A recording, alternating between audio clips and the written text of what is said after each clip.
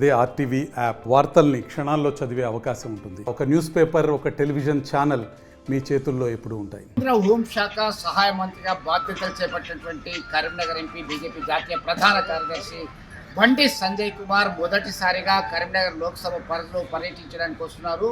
ఇక్కడ శ్రేణులు, కార్యకర్తలు, అభిమానులందరూ కూడా పెద్ద ఎత్తున తరలి వెళ్ళి గ్రాండ్ వెల్కమ్ చెప్పడానికి ఈ శివారు ప్రాంతమైనటువంటి శనిగరం తరలి వెళ్ళారు. ప్రస్తుతం మనం చూస్తున్నాం, ఇదంతా కూడా హోర్డింగ్స్, ఫ్లెక్సీలతో ఆకట్టుకునే విధంగా ఉంది. కరీంనగర్లో ఉన్నటువంటి బండి సంజయ్ నివాస గృహం దగ్గర కూడా ఇప్పటికే భద్రత పటిష్టంగా ఏర్పాటు చేయడం జరిగింది. ప్రస్తుతం మనం కరీంనగర్ ఎంపీ కార్యాలయం వద్ద ఉన్నాం. ఇక్కడ సైతం పటిష్టమైనటువంటి భద్రతా బందోబస్తు ఏర్పాటు చేసినటువంటి పరిస్థితి ఉంది. మొత్తం మీద ఆయన 2 రోజుల పాటు ముందుగా పర్యటిస్తారు. కరీంనగర్లో ఉన్నటువంటి లోక్సభ పరిధిలో ఉన్న ప్రధాన ఆలయాలను ఆయన సందర్శించుకుంటారు. ముందుగా కరీంనగర్ శనిగరం నుండి వచ్చినటువంటి ఆయన కరీంనగర్లో ఉన్నటువంటి గెస్ట్ హౌస్లో గార్డ్ ఆఫ్ ఆనర్ స్వీకరిస్తారు. గార్డ్ ఆఫ్ ఆనర్ తర్వాత సరాసరి ఆయన మహాశక్తి ఆలయంకి వచ్చి ఆయన ఆరాధించేటువంటి అమ్మవారిని దర్శించుకుంటారు. అనంతరం ఆయన నివాసానికి వచ్చి మాతృమూర్తి ఆశీస్సులు తీసుకుంటారు. అనంతరం కొండగట్టు ఆంజనేయ స్వామి ఆలయంలో అంజన్నకి ప్రత్యేక పూజలు చేస్తారు. వాళ్ళకు ఇంటి దైవమైనటువంటి నల్గొండ లక్ష్మీ నరసింహస్వామి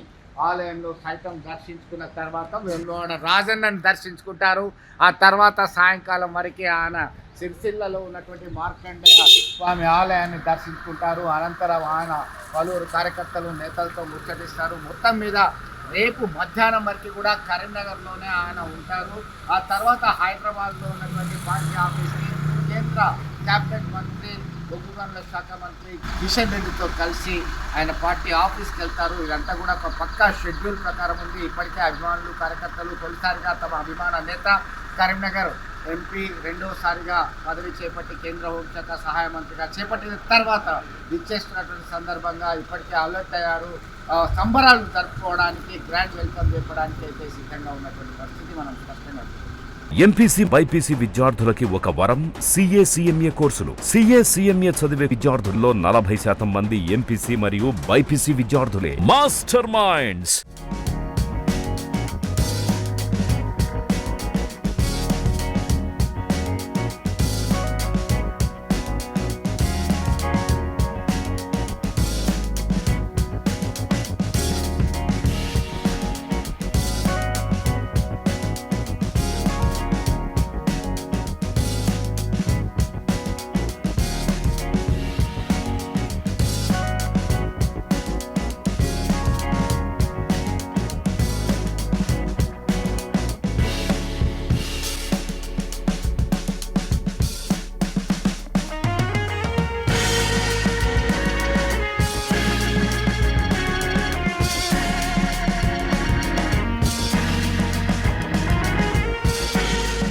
మరిన్ని వీడియోస్ కోసం ఛానల్ ని సబ్స్క్రైబ్ చేయండి. లేటెస్ట్ అప్డేట్స్ కోసం వాట్సాప్ ఛానల్ ని ఫాలో చేయండి.